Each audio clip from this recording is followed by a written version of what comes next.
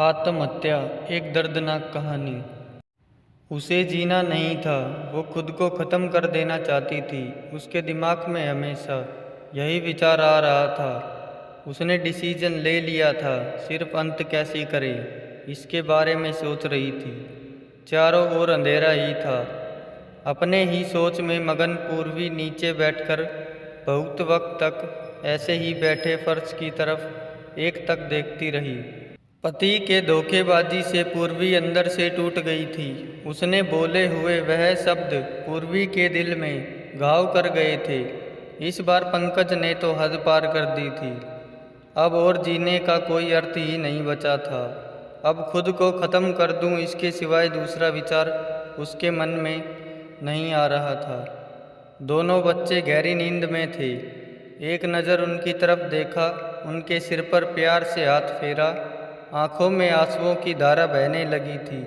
उसने मन में एक दृढ़ निश्चय किया था। रात के 2 बजे थे। हर तरफ बहुत सन्नाटा था और वह धीरे से उठी और दूसरे रूम में गई।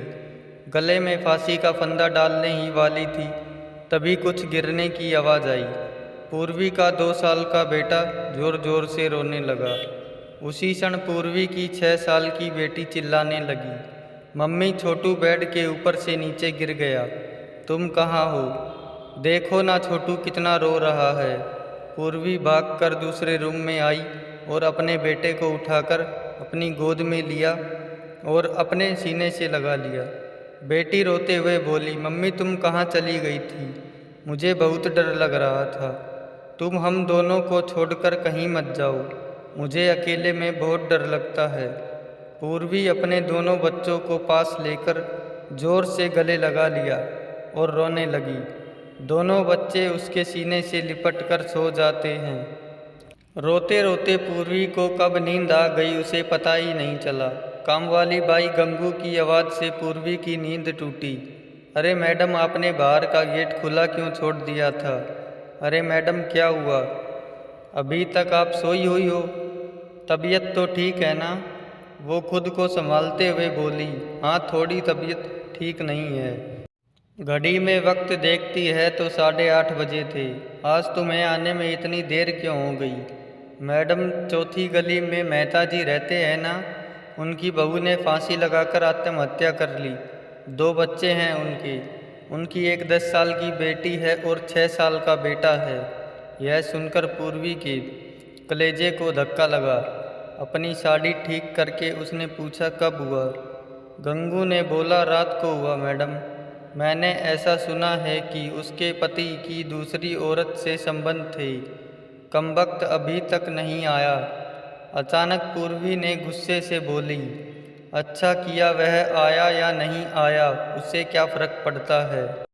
अब वह थोड़ी ना देखने आने वाली है। यह सुनकर गंगू पूर्वी के कान के पास आई और धीरे से बोली, मैडम मैं अनपढ़ गवार हूँ और घर घर में जाकर झाड़ू पोछा करके मेरा पेट भरती हूँ, और आप पढ़े लिखे हुए लोग हो। भले ही मैं आपसे उम्र में बड़ी हूँ, जीवन का अनुभव आपसे थोड़ा ज़्यादा है। आजकल साहब और आपके बीच जो चल रहा है वह ठीक नहीं है। मुंह बंद था, फिर भी मेरे कान खुले रहते थे। मैं एक औरत हूँ और औरत के दुख में भी समझती हूँ, इसलिए मुझे आपको एक बात बतानी है। आत्महत्या यह कोई भी समस्या का समाधान हो नहीं सकता। जिंदगी में उतार चढ़ाव तो होते ही रहते हैं। इसका मतलब ऐसा नहीं कि आप अपनी जान दे दो। मैडम जी, कभी कभी आदमी अपना रास्ता भटक जाता है, पर अंत में घूमकर अपने ही घर वापस आता है। और जब नहीं आए तो भी क्या फ़र्क पड़ता है? आप किसके लिए मरना चाहती हो? जो आपको प्यार नहीं करता, जिसको आपकी थोड़ी सी भी परवाह नहीं हो, उसके लिए आप जी नहीं सकती। जो आपसे प्यार करते हैं, जिसको आपकी कदर हो, आपके माता पिता जो आपसे बहुत प्यार करते हैं, आपके बच्चे जिनको आपकी ज़रूरत है।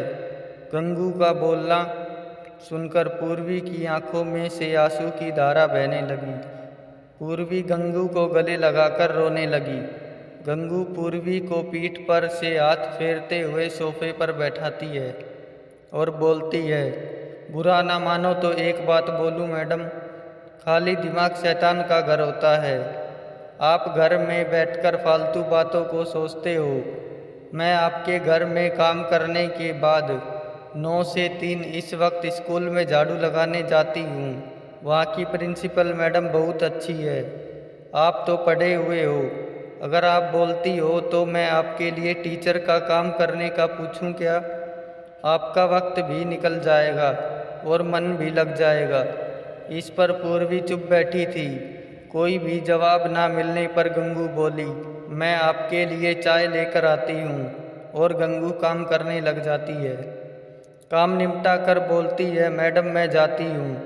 उतने में पूर्वी उससे बोलती है, रुको गंगू, तुम स्कूल में मेरे लिए पूछना, यदि संभव हो तो प्रिंसिपल मैडम को नंबर मुझे लाकर दो। गंगू के चेहरे पर खुशी का भाव दिखा। गंगू पूर्वी के पास जाकर बैठी और धीरे से बोली, मैडम मैंने दूसरे रूम में बेड पर स्टूल रखा हुआ देखा था। ऐसा आप कभी भी मत करना, यह आपका घर है। इसे बचाने को आपसे जो हो सके वह कीजिए। बिना लड़े आपने हार मान ली। गंगू पूर्वी के हाथ अपने हाथ में लेकर बोली, मैडम एक फिल्म में एक हीरो ने एक डायलॉग बोला था, लड़ाई लड़कर जीती जाती है मरकर नहीं, क्योंकि मुर्दे कभी लड़ा नहीं करते। गंगू हाथ नचाते हुए ऐसे बोलने लगी।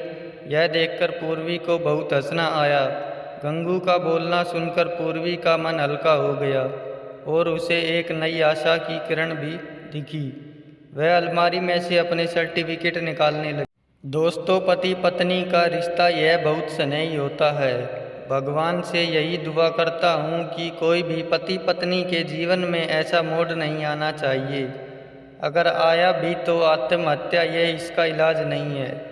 जीवन में कोई भी समस्या का आत्महत्या यह समाधान हो ही नहीं सकता।